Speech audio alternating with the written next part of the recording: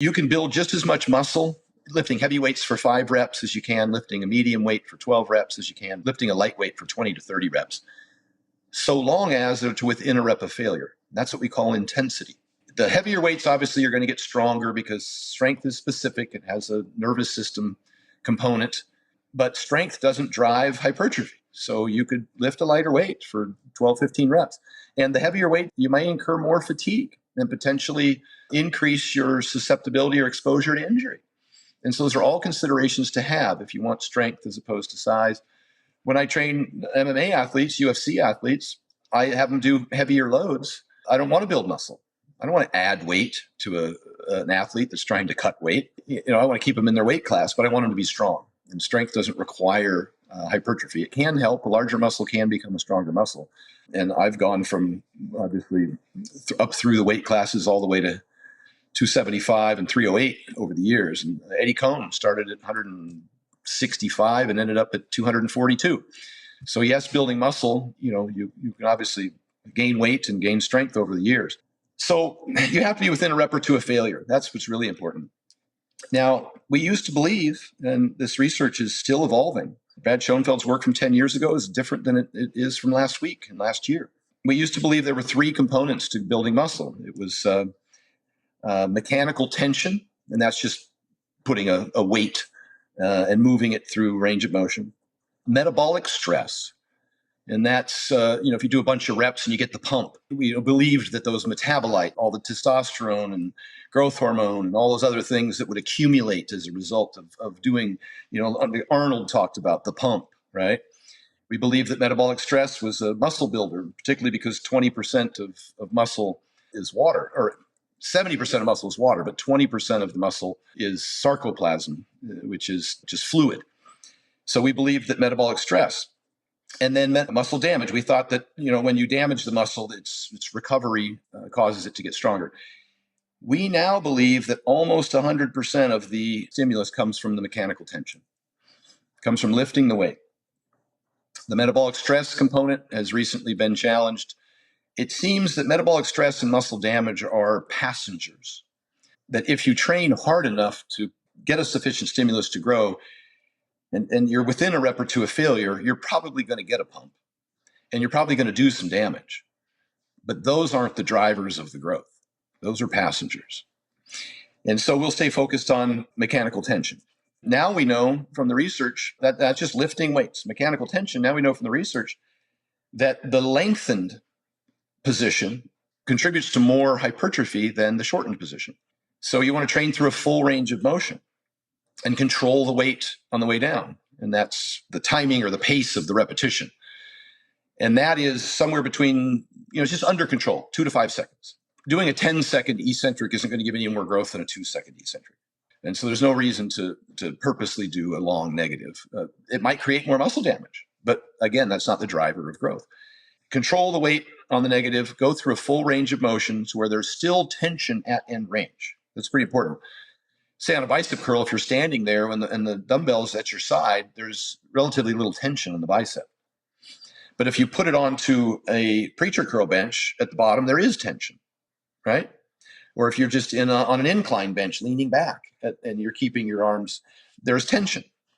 If you take a cable and pull it through your legs so that the stack's behind you, and you do your curl that way, when you're at full extension, there's still tension because the cable's pulling, back through your legs. If that's description is sufficient for people to follow. That's just an example. Same with quadriceps. When you're standing there at the bar on your back, when you're squatting, there's no tension. It's not until you bend your knees that you start to create tension. Now you want to go all the way down to get as much knee angle, as much stretch or lengthened position in the quadricep as you can. That's why a full squat would be better than a 90-degree squat for hypertrophy. Now, there's something to be said for 45-degree or 90-degree squats for strength, because strength's specific. And if your athlete is only moving from that knee angle or that overall angle, hip angle and knee angle, you may be able to strengthen that position more by working in that position. And so I want to be careful to distinguish between strength and hypertrophy. Leg press, if you're focused on your hip angle with feet high and outside on the leg press platform, you're not going to have a whole lot of knee angle. You're going to have a kind of a vertical shin. And so you're not going to get as much stretch in the quad. All the stretch will be up in the hip, be more glute. And so where you place your feet in and down and how much knee angle you get will determine how much stretch or length in position you get in the quad. And that's a better hypertrophy stimulus than a heavier weight loaded through the hips with the glutes participating in the movement. So even load doesn't matter. What matters is, especially if you're recruiting multiple muscle groups in a multi-joint movement, that's why isolation movements are just as effective for hypertrophy as multi-joint movements on a specific muscle. We use multiple joint movements because they get benefits for multiple muscles. If you don't do that exercise through a significant range of motion and your body responds differently than someone else's, for example, if you're bench pressing, you get 3 bench pressers. One guy might have huge front delts from bench pressing. Another guy might get huge triceps from bench pressing. Another guy might get a huge chest from bench pressing. And some lucky motherfucker probably gets all 3. But I'm not that guy. I got big front delts from bench pressing. I didn't necessarily get big triceps or chest from bench pressing. So when I worked with Flex Wheeler, he took me off of bench pressing because I already had huge front delts, and that's what the bench press did for me. And so he would put me onto dumbbells and make me bring my sternum up and drop my shoulders back and get my elbow really deep and wrap my pec around my rib cage to get a full stretch. And I got more volume in my chest than I'd ever gotten from over 20 years of competing in 6 months of training with Flex. And just because he made me utilize an exercise that more specifically benefited my chest. And so he did the same thing. He wouldn't let me squat. He took me to leg press, feet in and down, huge knee angle. I went from 12 plates on a side to 6 plates on a side. It's humiliating, but eventually that 6 plates on a side, week after week after week, with the feet in and down and the knee bend and the greater range of motion and more stretch, that started going up to 7 plates, 8 plates, 9 plates, 10 plates over time. And my legs grew. And I had the most quad volume that I'd had in over 20 years of competing from training with Flex and isolating and using less weight, the quad muscles. So range of motion is on there. We talked about tempo, 2 to 5 second rep. We talked about frequency twice a week. We talked about volume. So volume, now you've got folks out there now kind of with the Dorian mindset that you only need a couple sets per workout. Mike Israetel promotes about 5 to 10 sets per workout, per body part. I've settled in on about the 6 range. I don't like doing 4 sets of 10. I would rather do 2 sets to damn near failure and then go pick a different exercise and work the muscle from a variety of different angles. Because I believe people save themselves. If you know you're going to have to do 4 sets of hack squat, what's the likelihood you're going to invest everything into the first set?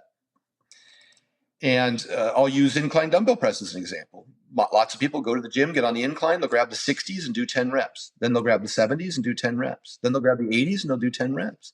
Then they'll grab the 100s and they'll knock out their top set, and they might be able to get 7, and their spotter helps them with a couple of reps. You didn't do 4 sets. You did 1 set. If the 60s, you could have done 20 reps. That's not a sufficient stimulus. So don't think about it just in terms of crossing T's and dotted I's and, and volume. But is that specific set, is that pretty close to failure? It doesn't have to be failure. I gave the example of your spotter helps you with a rep. It doesn't have to be failure. You can get just as big a stimulus by leaving 1 or 2 reps in the tank.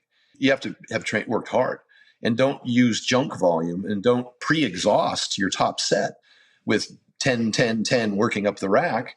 I would rather do 2, 2, 2 as far as warm-ups go, and then do 2 sets of the hundreds. And those I think are more effective sets. And then pick a different exercise or 2 different exercises. But I do about 6 sets. I'll do maybe 2 sets of 3 different exercises that way. I might squat first and then do a hack squat and then do a leg extension. Even with squats, I only do them because I love them, not because I think they benefit the muscles that I need the most work on. And so you have to be cautious, what you select. And so, frequency, volume, load, we talked about, tempo, range of motion, the exercises that you pick, generally the multi-joint movements you do first in the workout and do the smaller joints later. Rest periods. How important is this? And this goes to what you said. A lot of people go to the gym and try and burn calories. And so they're running through their workout with short rest periods, these little 30-second rest periods. It's like a CrossFit workout. Not the best stimulus for growth. Schoenfeld did another study. He showed 1-minute rest periods compared to 3-minute rest periods. The 3-minute rest period, people had greater hypertrophy growth.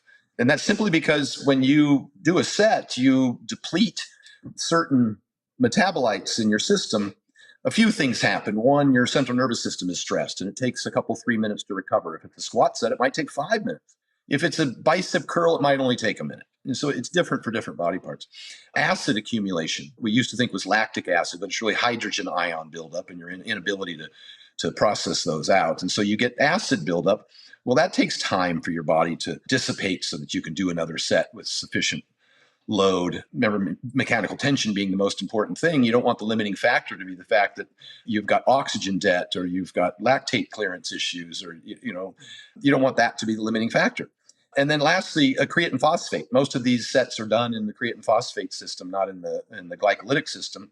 That depletes itself, and so you need a couple minutes for that creatine.